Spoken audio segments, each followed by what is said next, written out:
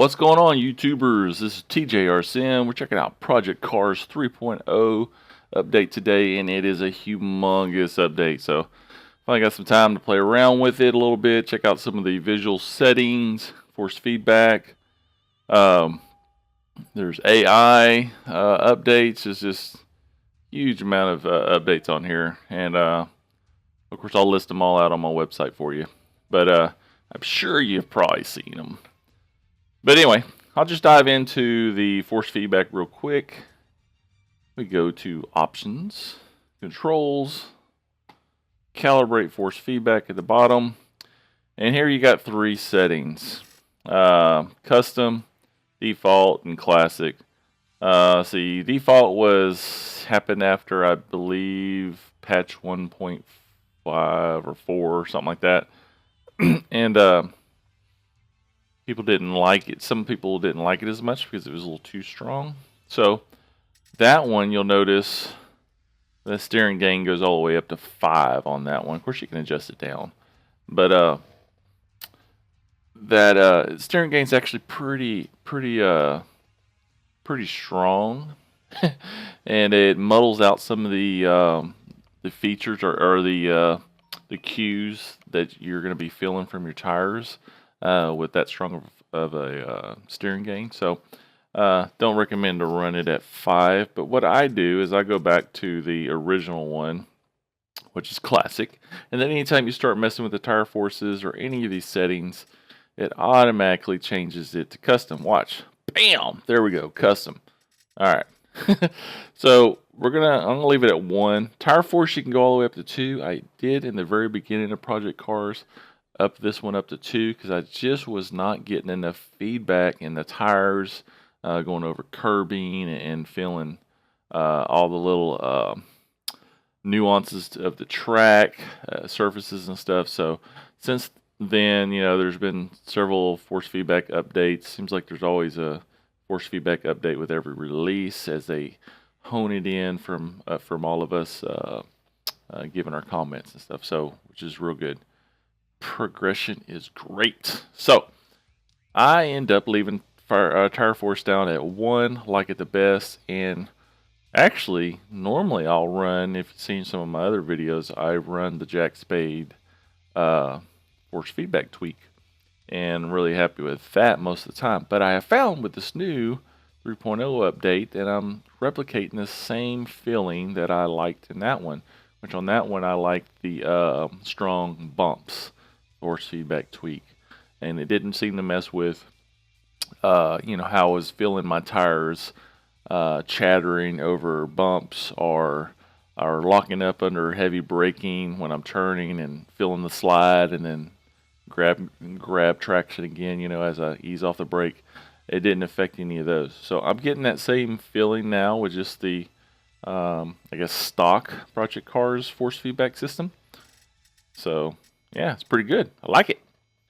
All right, so menu spring strength. That's the strength of the wheel centering spring in the front end and in-game pause menu. I don't really know what that means as far as the in-game pause menu. The strength of my wheel, because my wheel is pretty. Maybe with the Fanatec it's different. There's pretty light wheel, but yeah, that's what it does. I didn't notice any effect with it any other way. I can go to 0, I can go all the way up to 1. It still feels the same to me.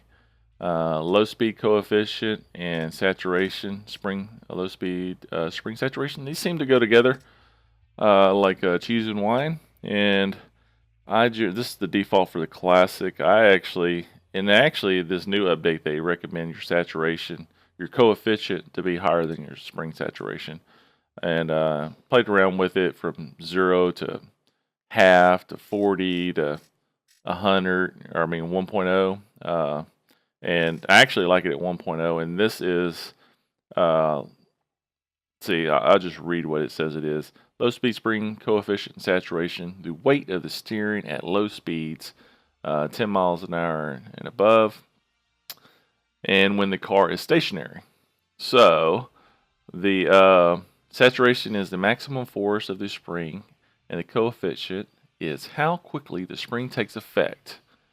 So basically, the coefficient is how quick that spring effect happens. So how quick your tires relate the information back to you. So that's that one. So you want to turn it up. Because I want fast response. I want to feel it fast. The spring saturation, the low speed spring saturation, you would think just maxing it out to 1 would be fine. Honestly, it's not a huge difference between 1.0 and 70 or 80. I actually just leave it at 80. That's what I do on mine. But it's not a big difference, to be honest. So, but that's one of the settings I use. Seem to be pretty happy with them. I'm getting really good feel of it. And I'll run a little clip actually of me kind of doing some circles on Laguna Seca, and you can see the difference between them. As far as the characters bobbing his hand back and forth when I'm in a complete circle turn, going over bumps and stuff. But yeah, I'll roll that clip here in just a second. Steering gain, again, if you put it down to 0, you won't feel anything in your wheel. It'll just be very light, almost no resistance at all. And let's see this. I was going to try to see if that resistance in my wheel. Nope, don't feel nothing. But almost no resistance at all when you're on the track. All the way up to 5. You can play with it, see what you like. Just remember, as you increase the steering gain, you're going to lose some of the effects, the feeling of the effects. So with a higher steering gain, you're going to feel the bigger effects are going to be more pronounced. So your bump steer is going to be a little bit more pronounced with a higher setting. Your when you're sliding the front end and it grabs traction and yanks your wheel back, that you're going to feel a little bit more. But you're not going to feel the little nuances in the track, the little cues in the track with a higher steering gain. So you got to kind of play with the balance depending on what wheel you're using. Of course, I'm using the Fanatec Clubsport version 1 right now, and I like it at 1.0, so it works real good for me. All right, I'm going to cut to the, just run the clips of me doing them at 5.0 turns, and you can kind of see the effects for yourself, and then as well as 1.0 steering gain, and see the effects of that. So let's run to that. Okay, so here you see the steering gain at 1.0. Watch the oscillation in the wheel from the guy's hand. I'm just trying to hold the wheel steady. And this is the effects of me going over bumps. Big bump, of course, it yanks your hand away. The steering gets real light and comes back hard. But lots of feedback.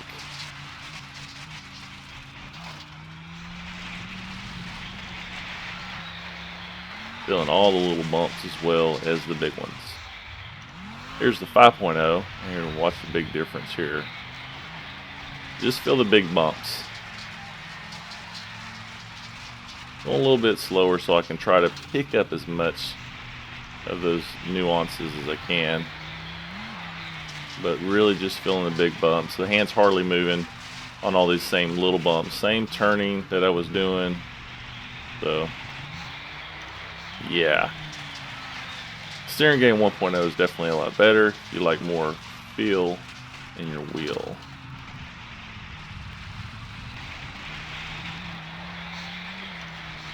Yeah, you're just noticing the big bumps. So yeah, that's a good comparison between the two. Now we'll get on with the rest of the updates.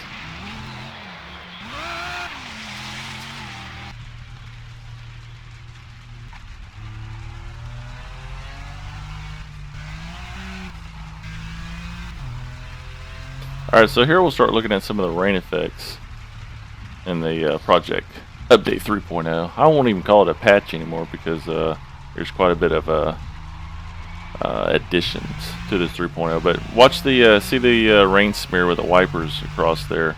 It looks a lot more Drive Club like actually, as far as the rain effects go.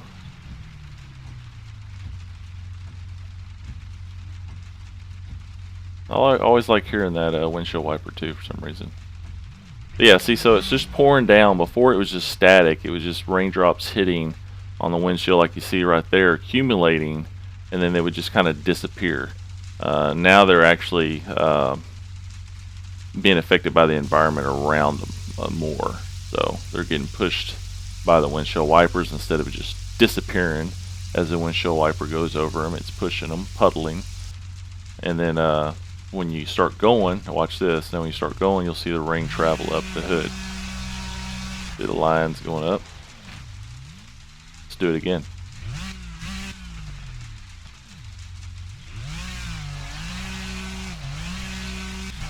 So yeah, nice effect. See, so the wind is affecting the rain more now. Of course, you're on screen. You know, as you're seeing just the puddles or the raindrops rather disappearing from your windscreen. They do seem to start disappearing with speed a little bit faster, unless it's just an illusion with my eyes, but what it seems like it's doing. Now you got the tracers of the rain going up the window, making it hard to see. Nice lighting effects when I went underneath there. Underneath that cover rather. And there you go, you got that line coming across now, thickening up, and then it starts disappearing as the rain, you know, starts coming back down the windscreen. Pretty cool. I like it. I like it a lot.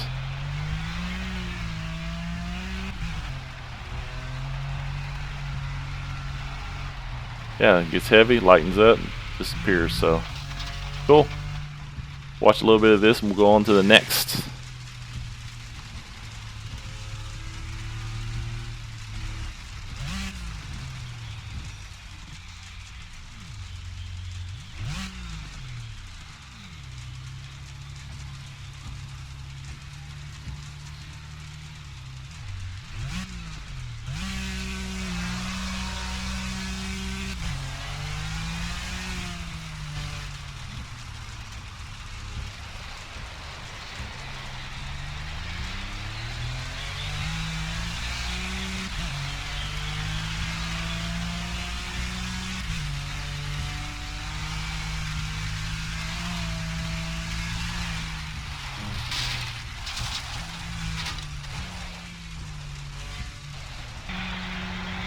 And this one I just wanted to show you the open wheel cars. So I didn't notice before that, you know, across the carbon fiber bits that you actually saw the rain coming across the dash itself. So pretty good, cool that I'm seeing this now.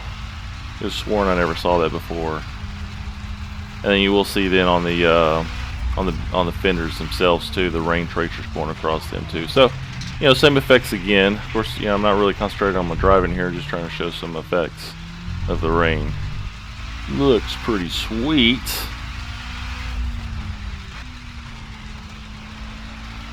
And the AI is much improved now in the rain too. I can attest to that as racing against them for a little while. A couple rounds, a lot more fair gameplay now. So, all right, let's get into a race now. This is gonna end out. This will be the last video clip of the Project Cars 3.0 update. I'm just going to cover some of the other cool enhancements that I saw. Just running down the list slightly for y'all guys, and you can watch the race in the process. This is a 10-lap race at Laguna Seca. One of my favorite cars to race, the Roof GT3. Love this car. Just well balanced, handles great. Look at them blowing away the pylon or the markers up there.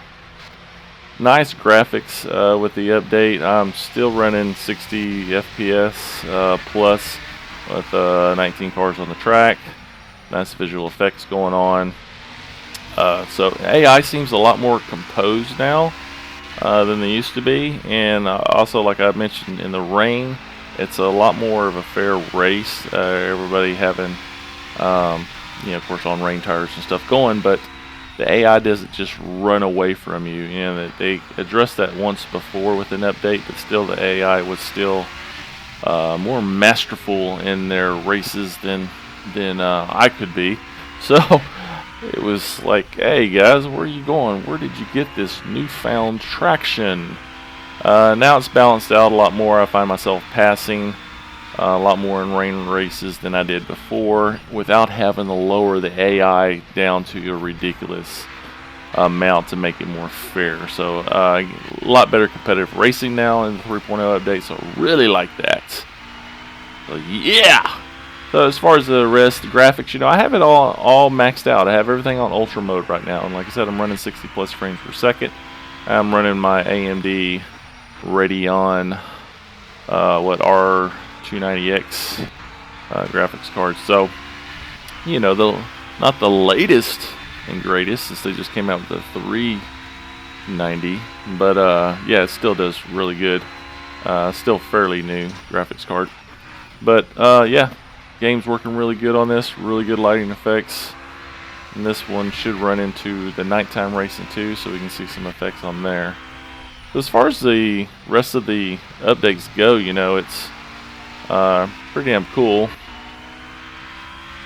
You know, you got some new things like let me see, time trial leaderboards. They'll be reset over the course. This is just kind of an update of Project Cars letting us know, but their time trials are going to be reset now, and that's just because they have new cut track detection in place, so it voids out everything that was there, makes it a more fair playing ground. So no more cuts, guys and gals.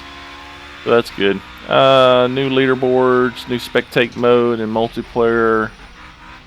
Of course, the force feedback is enhanced. I'm feeling the same force feedbacks I was feeling with my tweaker files that I was using, that I covered in a previous video. And what else here? We got enhanced setup and pit strategy system. The players are now provided with information regarding current and upcoming weather, remaining session duration, current track temperatures, and more. Enhanced HUD. Yeah, I did notice on the HUD that you can actually incrementally move your HUD around in smaller little increments instead of just having, like, I think it was 3 increments up the right and left side. It's like 5 now. I could be off on my numbers, but it was definitely more. I did notice though, when you try to hide them, you click the hide box and then you just actually grab the one that you want and put it over in this little highlighted hide box. I don't have that clip up for you, but turn it on, you'll see. It's not difficult to do, obviously, but before I could actually click on them and then click the hide button and it hides in place instead of me moving it to the area where I hide it. So it was just a little difference I noticed. Not a big deal. Don't really care one way or another, as long as I can hide them and move them in smaller increments. So that's cool. I like it. Let's see, tire wears are more evenly matched now with AI and us, so that's good. DLC career support now, so now in the career, all the new DLC cars and stuff will populate in your career mode, so you can race the new awesomeness of the new cars. So that's good. Let's see, we already covered the weather system and the force feedback system. Online play is better. Of course, to me, online varies from day to day. Sometimes you have the not as experienced clean racers, I'll say, and sometimes you have really good clean races. So yeah, it's just a mixed bag. That's with any online. That's why I like a strong AI in a single player mode, because a lot of times I don't want to jack around with a 12-year-old that just got his new wheel, or he's using the gamepad and he thinks it's funny as hell to just crash into you all the time and ruin your race. So when you encounter those situations, I just want competitive racing. I don't care if it's against the person or it's against AI. It makes no difference. It's still a digital car on the track to me. So yeah, competitive AI is a real big thing for me, and I think it should be a focus for most sims. Should have a really good competitive AI. They should be acting really better than real people do, and more like a pro racer would, and yeah, it just makes it a lot more fun. So I have a great time with AI. I got 100+ hours on this game already. Love it. It is my actually go-to sim racing game. I just want to pick up a game, get into a quick race, just blow out blow the day behind me. I want to jump into Project Cars, and that's the one that's really my go-to. I just enjoy it. You know, it's a big immersion factor between graphics. You see my trackir going right now. I don't get into my sim without it. I got my Buttkickers going, Fanatec wheel, DSD button boxes. You know, it's all set up. It's fun. And then you got the reinforcement of the pit crew here, so it's just kind of fun here and there to hear that guy. Anyway, tons more exciting updates here. Let's see, time trial modes. Fix some issues with that. Pitting, tuning, setup issues, they've touched on that. Physics and AI, of course, we already covered. Career mode audio, they fixed some tire skid sounds on there. And of course the GUI, HUD, and telemetry. And also another decent update with it too is replay system is gone through a little bit now too, where you can adjust your replay. Well, I tried it out and it's actually a little bit different than the other one, but still the same commands as far as fast forward and rewinding. Pause, you can pause, take a picture of your car in the race, which before I don't believe you could actually do that. Maybe you could, I don't remember. I haven't done a lot of them.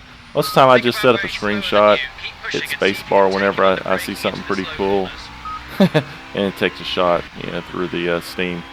But yep, replay systems upgraded a little bit. Tons of vehicle upgrades between, you know, carts, 125, 250cc carts, Bentley, just a huge amount of updates and fixes and stuff. Tracks as well. Got Oculus Rift support now for 0.6.0.1 SDK kit, so there is support for that now, which that's cool. And like I said, just check out the change log and you'll see more, a complete list of it if you haven't already seen it on the Steam or, you know, wherever you're getting your source of news. Of course, you'll see it on my website as well as this video. So I'm going to let you finish watching the race in silence. And that's pretty much all I have to say about it. I'm really enjoying the new update. Let me know what you think about the new update. Is it bringing you back to Project Cars with the new rain effects and force feedback control system? I like it, so let's hear your thoughts. Alright, guys and gals, we will see you next time on the track. I'm out, watch the rest of this, and have some fun.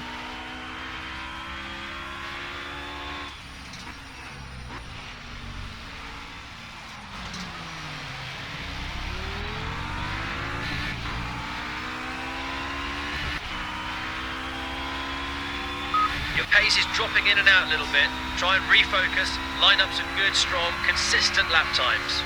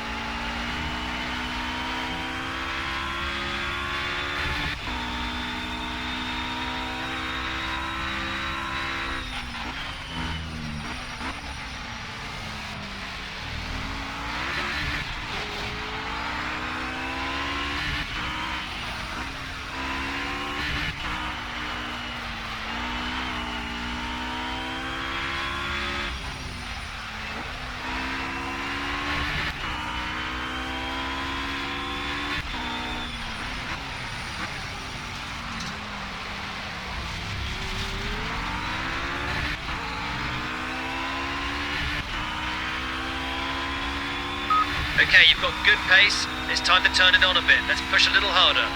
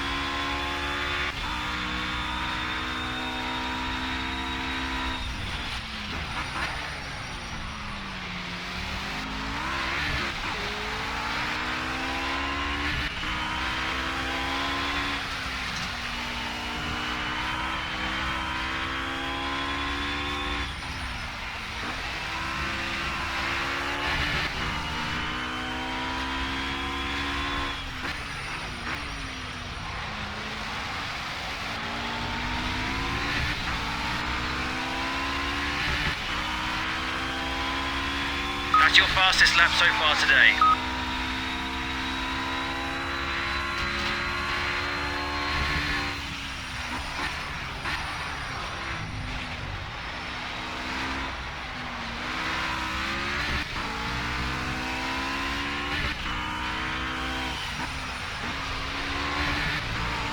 It looks like your best opportunity to overtake is braking for the slow corner. Try and keep it clean and tidy.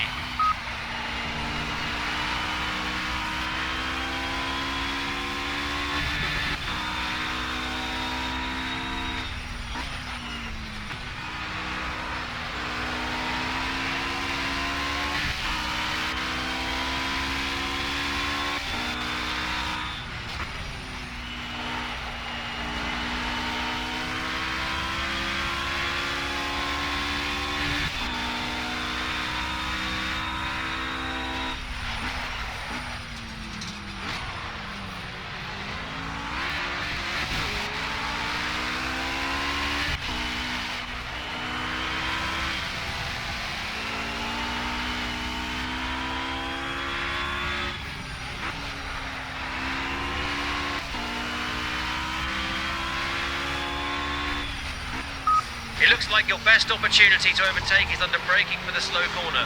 Try and slipstream past him on the straight.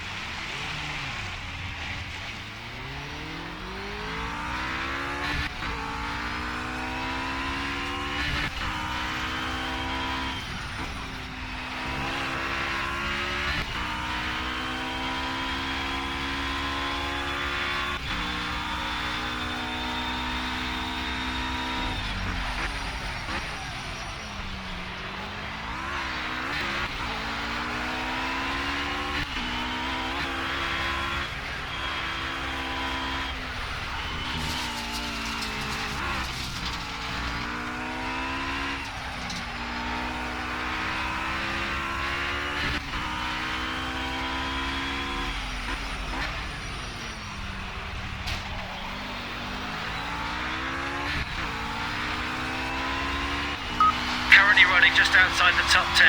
No guts, no glory. Come on, catch him up.